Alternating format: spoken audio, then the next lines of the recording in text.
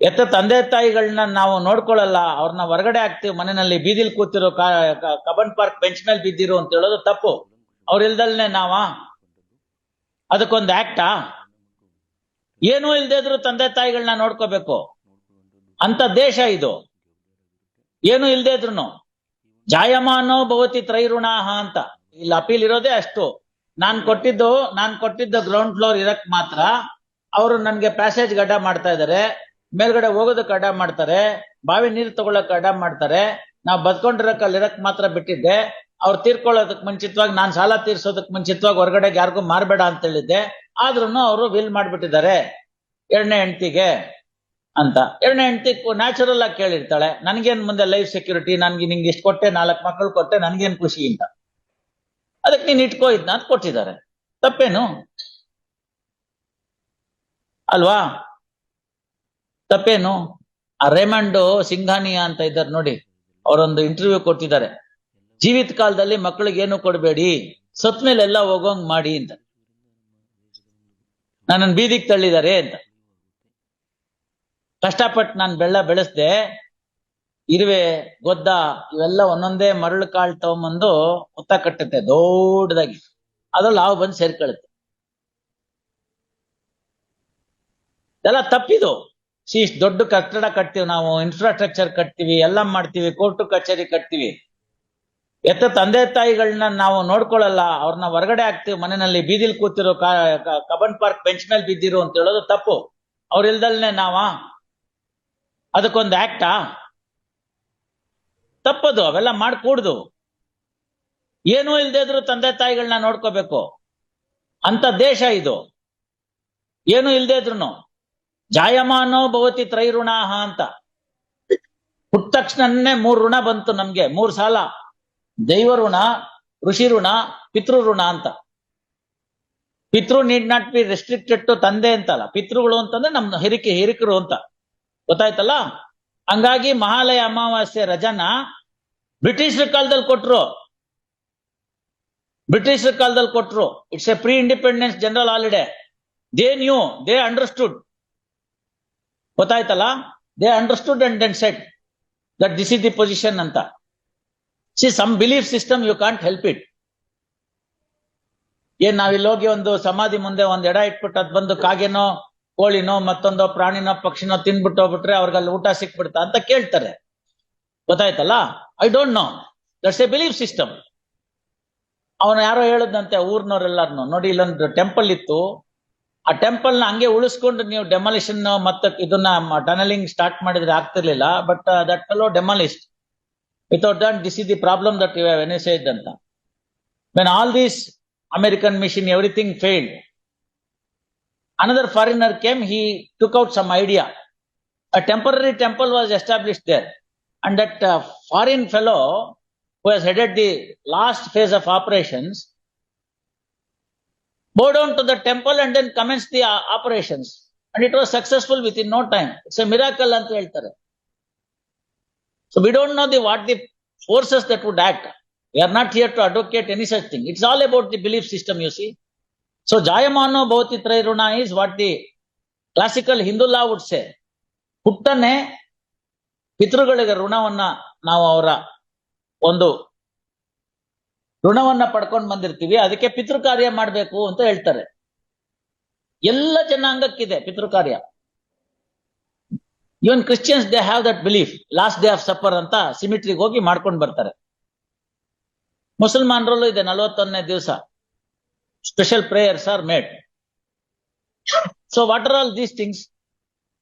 This would say that something is to be worked out ಅಂತ. ಕೇಳಿ ಹಿಂದೂಗಳಾಗಿ property ಅವರಿಂದ ಬಂದಿದ್ದು, ಏನಿಲ್ದೆ ಹೋದ್ರು ನಿಮ್ಮನ್ನ ಈ ಭೂಮಿಗೆ ತಂದ್ರು ತಾನೆ. ಈಗಿನ ಕಾಲದ ಮಕ್ಕಳು ಕೇಳ್ತಾರಲ್ಲ, ಅವೆಲ್ಲ ಏನೋ ಟಿವಿ ಸೀರಿಯಲ್ಗೆ ಪಿಕ್ಚರ್ಗೆ ಚೆನ್ನಾಗಿರುತ್ತೆ. ನಿಮ್ ತೀಟೆಗೆ ನೀವು ನಮ್ಮನ್ನ ನುಡ್ಸುದ್ರಿ, ನಾವೇ ನುಡ್ಸುವಂತ ಅಪ್ಲಿಕೇಶನ್ ಹಾಕೊಂಡಿದ್ವಾ ಅಂತ. ಅದೇ ಮಾತನ್ನ ಅವನ್ ಮಗಳು ನಾಳೆ ಬೆಳಗ್ಗೆ ಕೇಳಿದಾಗ, ಅವನ್ ಮಗ ಕೇಳಿದಾಗ ಅವ್ನಿಗೆ ಗೊತ್ತಾಗುತ್ತೆ ನೋವು ಎಷ್ಟು ಅಂತ. Procreation is one of the important significant factor of the institution called marriage. ಗೊತ್ತಾಯ್ತಲ್ಲ? ಮಾತಾ ಪೂರ್ವ ರೂಪಂ ಪಿತೋತ್ತರ ರೂಪಂ. ಅಂತ ಹೇಳ್ತಾರಲ್ಲಿ. ಮಾತಾ ಪೂರ್ವ ರೂಪಂ ಹಿತೋತ್ತರ ಉತ್ತರ ರೂಪಂ ಪ್ರಜಾಸಂಧಿ ಪ್ರಜನನಂ ಸಂಧಾನಂ ಅಂತ ಅನುಶಾಸನ. ಎಷ್ಟು ಕ್ಲಿಯರ್ ಆಗಿ ಹೇಳ್ಬಿಟ್ಟಿದ್ದಾರೆ ನೋಡಿ. So procreation is one of the important and fundamental and significant factor of a institution called marriage. Otherwise, one day the whole system will come to an end. Whole generations will come to an end. Look at China.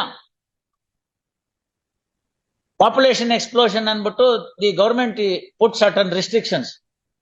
Today there is a population decrease. China is feeling difficulty. Japan, China, ಇಲ್ಲೆಲ್ಲಾನು ಮುದುಕರೇ ತುಂಬಿಕೊಂಡ್ಬಿಟ್ಟಿದ್ದಾರೆ.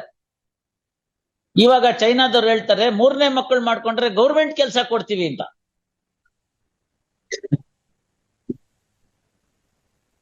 Within 2 decades, this is the result. So, ಅದನ್ನ natural ಆಗಿ ಆಗಕ್ ಬಿಟ್ಬಿಡ್ಬೇಕು. ಗೊತ್ತಾಯ್ತಲ್ಲ? ಹುಲಿ 1 ಮರಿನೋ 2 ಮರಿನೋ 3 ಮರಿನೋ ಹಾಕುತ್ತೆ ಕಾಡಿನಲ್ಲಿ. ಜಿಂಕೆ 12 ಮರಿ ಹಾಕುತ್ತೆ. Look at the life cycle ಅಲ್ವಾ?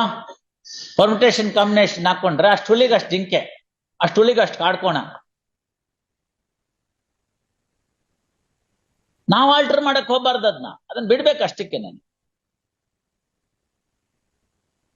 ಸೊ ಜಾಯಮಾನೋ ಭವತಿ ತ್ರೈಋಣ ಅಂತಾದಾಗ ಏನೋ ಪ್ರಾಪರ್ಟಿ ತಂದೆ ತಾಯಿಗಳು ಬಿಟ್ಟು ಹೋಗದೆ ಇದ್ರು ಕೂಡ ನಮಗೆ ಜನ್ಮ ಕೊಟ್ರಲ್ಲ ಅನ್ನೋ ಒಂದೇ ಕಾರಣಕ್ಕೋಸ್ಕರ ಅವರನ್ನ ಕೊನೆ ತನಕ ನೋಡ್ಕೋಬೇಕಾಗತ್ತೆ.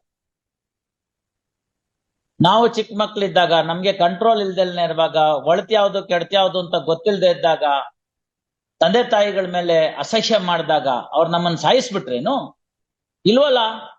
ಈಗ ಅವರು ಆ ಏಜಿಗೆ ತಲುಪ್ತಾರೆ, 80 ಆಗುತ್ತೆ, 90 ಆಗುತ್ತೆ, ಪ್ರಾಸ್ಟ್ರೇಟ್ ಎನ್ಲಾರ್ಮೆಂಟ್ ಇರುತ್ತೆ, ಮತ್ತೊಂದಿರುತ್ತೆ, ಮಗದೊಂದಿರುತ್ತೆ, ತೊಂದರೆ ತಾಪತ್ರಯಗಳಿರುತ್ತೆ, ಕೈಕಾಲ್ ಬಿದ್ದೋಗೋ ಪರಿಸ್ಥಿತಿ ಬಂದಿರುತ್ತೆ, ಕಂಟ್ರೋಲ್ ಇರಲ್ಲ ಆರ್ಗನ್ಸ್ ಮೇಲೆ. ಅಸಹ್ಯ ಪಟ್ಕೊಳಕ್ಕಾಗತ್ತಾ? ಅವ್ರಂಗೆ ಅಸಹ್ಯ ಪಟ್ಕೊಂಡು ನಮ್ಮನ್ನ ಬೀದಿಗೆ ತಳ್ಬಿಟ್ರ? ಇಲ್ವಲ್ಲ. ಸಾಕಿದ್ರು ತಾನೆ, ರಾತ್ರಿ ಇಡೀ ಎದ್ದೋಳು ನೋಡ್ಕೊಂಡ್ಲು ತಾನೆ, ಜ್ವರ ಬಂದಿದ್ದಾಗ ನಮ್ಮಮ್ಮ ಅನಿಸ್ಕೊಂಡೋಳು. ಮಾರನೇ ದಿನ ಕೆಲ್ಸಕ್ಕೆ ರಜೆ ಹಾಕಿದ್ಲೇನು? ಇಲ್ಲ. ಈ ಮಗುನ್ನು ಇಟ್ಕೊಂಡು, ಆ ಅನಾರೋಗ್ಯದ ಮಗುನ್ನು ಇಟ್ಕೊಂಡು ಒದ್ದಾಟ ಮಾಡ್ಕೊಂಡು ಸಾಕಿದ್ಲು ತಾನೆ. ಅದೆಲ್ಲ ನೆನೆಸ್ಕೋಬೇಡ್ವಾ? ಅವ್ರು ಬಿಟ್ಟೋದ್ ಪ್ರಾಪರ್ಟಿಗೆ ಮಾತ್ರ ನಾ ಗಲಾಟೆ. ಇದೇ ಮೂರ್ತಿ ರಾವು 20 ಲಕ್ಷ ಸಾಲ ಮಾಡ್ಬಿಟ್ಟಿದ್ರು ಅಂತ ಇಟ್ಕೊಳ್ಳಿ. ಯಾವ ಹೆಣ್ಮಕ್ಳು ಮುಂದೆ ಬಂದು ತೀರ್ಸಿದಿರಿ ಹೇಳಿ? ಹೇಳಿ ಇವ್ರೆ, ಗಂಡ್ಮಕ್ಳು ತೀರ್ಸ್ಬೇಕವ್ರು ಅಂತ ಹೇಳ್ತಾರೆ. ಯಾರು ತೀರ್ಸಿದಿರಿ ಹೇಳಿ? ಅದೇ ಅಕ್ಕನ ಮಗಳ ತಂಗಿ ಮಗಳು ಇವ್ರದ್ದು ಮದ್ವೆ ಆಯ್ತು ಅಂತಂದ್ರೆ, ಅಕ್ಕ ಅಥವಾ ತಂಗಿ ಮದ್ವೆ ಆಯ್ತು ಅಂದ್ರೆ ಆ ಗಂಡುಡ್ಗ ಆದವನು ವಂಚೆ ಮೇಲಕ್ಕೆ ಕೊಟ್ಕೊಂಡು ಊರೆಲ್ಲ ಓಡಾಡಿ ಬಡಿಸೋದ್ರಿಂದ ಹಿಡಿದು ಎಂಜಲ್ ಲೋಟ ತೆಗೆಯೋದ್ರಿಂದ ಎಲ್ಲ ಮಾಡಿರ್ತಾರೆ. ಹೆಣ್ಮಕ್ಳು ಏನ್ ಮಾಡಿದ್ದಾರೆ? ಗಂಡ್ಮಕ್ಳು ಮದ್ವೆನಲ್ಲಿ ಚೆನ್ನಾಗಿ ಮೇಕಪ್ ಮಾಡ್ಕೊಂಡು, ರೇಷ್ಮೆ ಸೀರೆ ಉಟ್ಕೊಂಡು, ಇಲ್ಲಿಂದ ಅಲ್ಲಿಗೆ ಟಪ್ಕು ಅಂತ ಓಡಾಡ್ಕೊಂಡು ನಿಂತು ಬಿಟ್ಟಿರ್ತಾರೆ. ಅವ್ರು ಹೇಳ್ತಾರೆ ಊರವರೆಲ್ಲ, ಗಂಡ್ಮಗು ನೀನು ನಿನ್ ತಂಗಿ ಮದ್ವೆ ಮಾಡ್ಬೇಕು, ನಿಮ್ ಮನೆ ಮನ್ತನದ ಕಾಪಾಡ್ಬೇಕು ಅಂತ. ಆ ಸಿಸ್ಟಮ್ನ, ಆ ಸೊಸೈಟಿನ ಬರೇ ಒಂದು ಸೆಕ್ಷನ್ 6 ಹಾಳು ಮಾಡ್ಬಿಡ್ತು. ಯಾಕೆಂದ್ರೆ ಮಗಳ ಮುಖಾಂತರ ಕನ್ಯಾದಾನದ ಫಲ ಸಿಗುತ್ತೆ ತಂದೆಗೆ. 21 ಪಿತೃಗಳು, 21 ತಲೆಮಾರು ಇರುತ್ತಲ್ಲ ಅಪ್ವರ್ಡ್ಸ್, ಒಂದು ಕನ್ಯಾದಾನದಿಂದ ಅವ್ರಿಗೇನಾದ್ರು ತಿಥಿಪತಿ ಆಗಿಲ್ದೇರೆ ಅವರೆಲ್ಲ ಮೋಕ್ಷಕ್ಕೆ ಸೇರ್ತಾರೆ ಅಂತ ನಂಬಿಕೆ. ಗಂಡೆತ್ಕೊಂಡ್ರೆ ದಾನ ಇಸ್ಕೊಳ್ಳೋದಷ್ಟೇ ಹೊರ್ತು ಕೊಡೋದಿಲ್ಲ. ಅರ್ಥ ಆಯ್ತಲ್ಲ? ಇವೆಲ್ಲ ಇದೆ, ಅವೆಲ್ಲ ಇತ್ತು. ಮೇನ್ ಸಿಂಧುಲ್ಲಾ ತೆಗೆದ್ ನೋಡಿ, ಅದೆಲ್ಲ ಎಷ್ಟು ಚೆನ್ನಾಗಿ ಡೀಲ್ ಮಾಡ್ತಾನೆ ಅಂತ. ರಾಘವಾಚಾರ್ಯಲ್ಲೂ ಇದೆ. You should read that portion. ಅದಕ್ಕೆಲ್ಲ ಅಂಕುಶ ಹಾಕ್ಬಿಟ್ರು 56ರಲ್ಲಿ. ಆ ಓಲ್ಡ್ ಹಿಂದುಲಾನ 4 ಭಾಗ ಕಡ್ದಾಕ್ಬಿಟ್ರು. ಬೇರೆ ಯಾವ ಸಿಸ್ಟಮ್ಗೂ ಟಚ್ ಮಾಡ್ಲಿಲ್ಲ. ಟಚ್ ಮಾಡಿದವ್ರು ಬೇರೆಯವರಲ್ಲ, ನಮ್ಮವ್ರೇ. ಗೊತ್ತಾಯ್ತಲ್ಲ? ಕೊಡ್ಲಿ ಕಾವು ಮರಕ್ ನೋವು ಅಂತ ಗಾದೆ.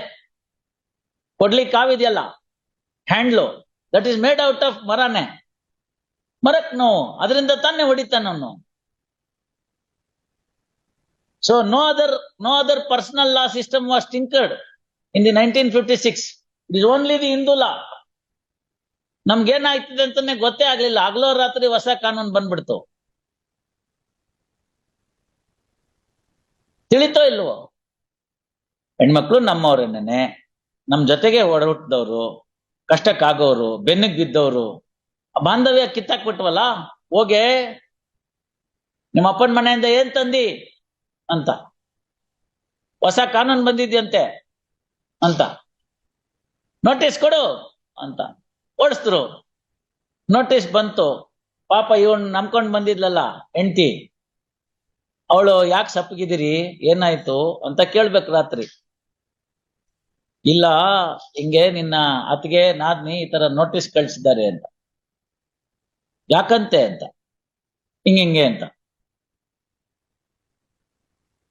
2 ದಿನ ಸುಮ್ನಿದ್ದ ಗಂಡ. 3ನೇ ದಿನ ಯೋಚನೆ ಮಾಡ್ದ, ನಿಮ್ಮಪ್ಪನ ಮನೇಲಿ ಏನೇನಿದೆ ಅಂತ. ಆಯ್ತಾ ಇಲ್ಲ? ಈ ಕಡೆ ಪ್ಲೈಂಟಿಫ್ ಲಾಯರ್, ಆ ಕಡೆ ಡಿಫೆಂಡೆಂಟ್, ಈ ಕಡೆ ಡಿಫೆಂಡೆಂಟ್ ಲಾಯರ್, ಆ ಕಡೆ ಪ್ಲೈಂಟಿಫ್. ಸರಿ ಹೋಯ್ತಾ ಇಲ್ಲ? ತಪ್ಪು ಇವ್ರೆ, ಗೊತ್ತಾಯ್ತಲ್ಲ? ತಗೊಳ್ಳಿ, ನಿಮ್ಗೆ ಏನ್ ಬರ್ಬೇಕೋ ತಗೊಳ್ಳಿ. ಮೂರ್ತಿ ರಾವ್ ಏನಾದ್ರು 20-30 ಲಕ್ಷ ಸಾಲ ಬಿಟ್ಟು ರಿನಿವಿಂಗ್ ಶಾಸ್ತ್ರಿ ಆಗಿದ್ರೆ ನೀವ್ ಯಾರು ಆ ಕಡೆ ದಿಕ್ಕಿಡ್ತಿರ್ಲಿಲ್ಲ. ನನ್ನ ಹೇಳಿದ್ರು ನೋಡಿ, ಸಾರಾದವನ ಅದೆಷ್ಟೋ ಕೋಟಿ ಆಸ್ತಿ ಬಿಟ್ಬಿಟ್ಟಿದ್ದ, ಅವನ ತಿಥಿಗೆ ಯಾರು ಬರ್ಲಿಲ್ಲ ಅಂತ. ಅಷ್ಟೋ ಕೋಟಿ ಆಸ್ತಿ ಅಲ್ಲ ಅದು, ಅಷ್ಟ್ ಜನಕ್ಕೆ ನಾಮ ಹಾಕ್ಬಿಟ್ಟಿದ್ದ ಅವನು, ಅದಕ್ಕೆ ಯಾರು ಬರ್ಲಿಲ್ಲ.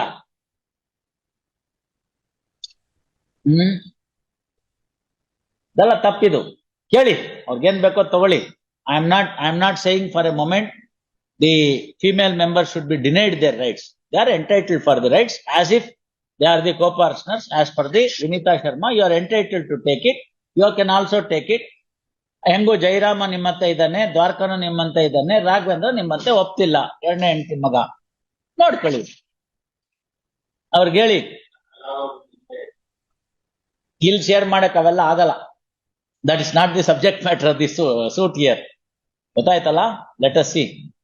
ಮಾಡ್ತಿದ್ದೆ, provided they are all agreeable. ನೋಡಿ ಕರ್ಕೊಂಬನ್ನಿ, ಅವರು ಬಂದ್ರೆ ನೋಡೋಣ. ಅವಾಗ ಮುಳಬಾಗಿಲು ಸೂಟು ಮುಗಿಯುತ್ತೆ. ಹೇಳಿ ನೋಡೋಣ ಏನೇನ್ ಬರುತ್ತೆ ಅಂತ ನೋಡ್ಬಿಟ್ಟು ಫಿಕ್ಸ್ ಮಾಡಿದ್ರೆ ಅದನ್ನೊಂದು ತೀರ್ಮಾನ ಮಾಡೋಣ. Keep all the parties present. ಅಲ್ಲಿ ಇನ್ನೊಂದು ಬರ್ಕೊಮ್ಮ, ಅಲ್ಲಿ ಇನ್ನೊಂದು ಲೈನ್ ಬರ್ಕೊಳ್ಳಿ. Relist on 7/12, parties are directed to be present before the court for exploring the possibility of the amicable settlement, including the rights of the female heirs. ತೃಪ್ತಿ ತಾನೆ?